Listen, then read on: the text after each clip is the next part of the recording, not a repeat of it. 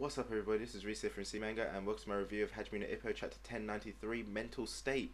So, wow, it looks like Ippo might actually get his resolve back a lot sooner than, well, I definitely thought, you know. Obviously, in the last review I was thinking, oh yeah, he might get it back when he sees, like, Sendo Miyata face against Ricardo or Alfredo, someone like that. But no, this chapter, it really hit home with him exactly what Takamura was getting at. And you know what? Ippo, he finally understands his shortcomings. So now it's kind of a question of whether or not he can overcome it. It's like, does he have what it takes to become a monster? And the short answer to that is yes. You know, the whole problem is obviously his frame of mind, because we have been banging on about it for the longest amount of time here.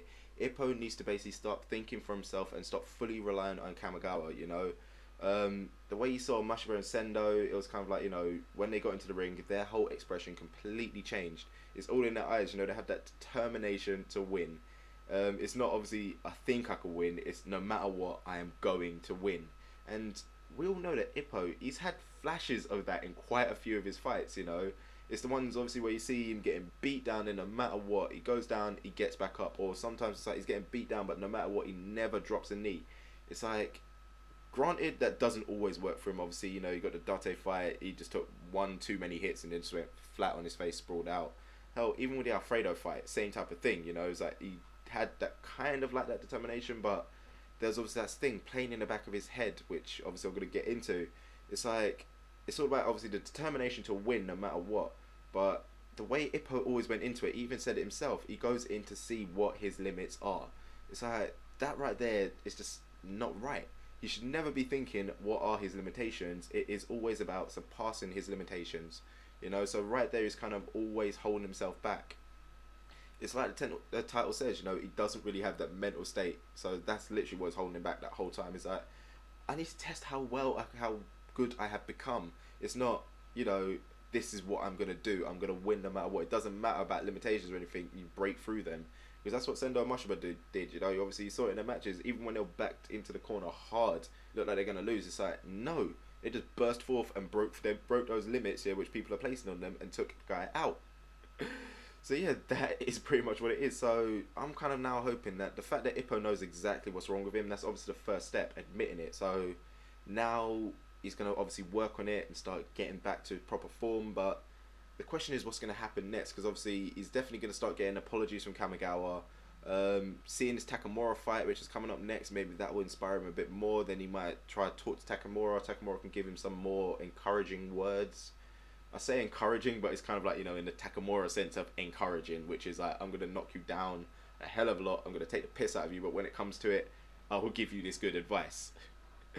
So yeah, that's pretty much everything that was going through Ippo's mind, you know. He's finally seen the error of his ways, so now it's all about, can he build himself up and overcome those really bad limitations that he's putting on himself.